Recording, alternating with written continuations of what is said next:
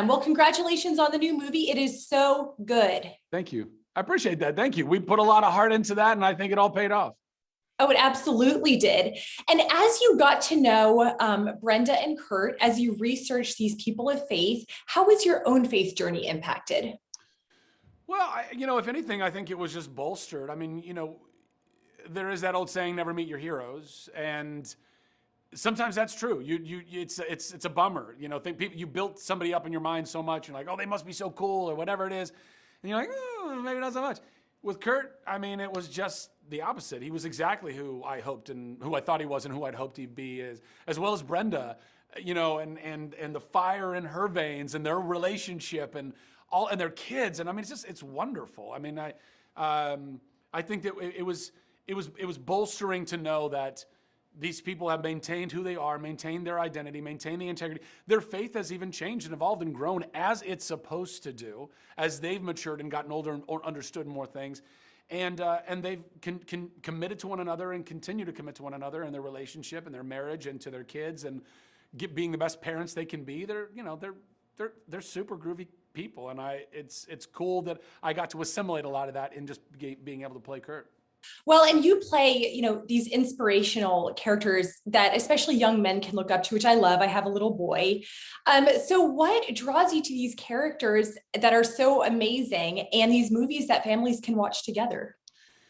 I mean, to be perfectly honest, almost every job I've gotten up to this point is something that found me in some way, which really is God finding, these are these little breadcrumbs along the way where, we're trying to figure, what would be the next cool job for me to do? And then all of a sudden God's like, that's cool. You can go figure that out, but do this one now, because I think this is going to be something that's going to be really good for you. And sure enough, I mean, I wasn't going to be able to make this movie at all. The pandemic happened. All of a sudden, my schedule freed up. They were making it. They were like, yo, now that you're free, we've always envisioned you as maybe being this role. Would you consider doing it? Read the script. It was amazing. And then it all happened. And now here we are. And it all feels very fated. It feels like God's fingerprints were all over it. And that's where you feel the peace. And that's the really coolest part about it, When you feel that peace, I mean, then you're in the pocket. You're right where you're supposed to be.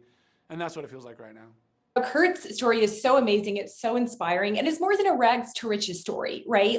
The story has so many layers to it. What do you want audiences to know about the Warners? Well, I mean, the amount of fight and drive and faith that they had to have in order to get to where they are right now. And it wasn't even just Kurt's, which was a huge part of all of that, obviously.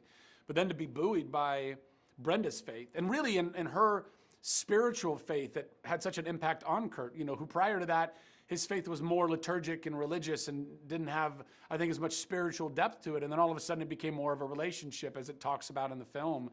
And, and then I think him understanding that his worth and identity do not lay in whatever his idea of being an NFL quarterback would be, but rather there's more important things to prioritize on, like this wonderful woman and her wonderful kids and all of their relationships together. And I think that in that moment, there was obviously a very real spiritual shift in his own life where, because he let go of trying to control this outcome of being a quarterback and instead was allowing himself to kind of pour more into this real value, then all of a sudden, shocker, it starts to unlock itself, that these blessings start to manifest. And it's like, oh, wow, yeah, check that out. When we actually do the work on ourselves and we reprioritize and we are genuinely valuing what is truly valuable, then the things that are the desires of our hearts become more available to us. And it's all very evident in the story, which, again, makes it even more powerful and interesting.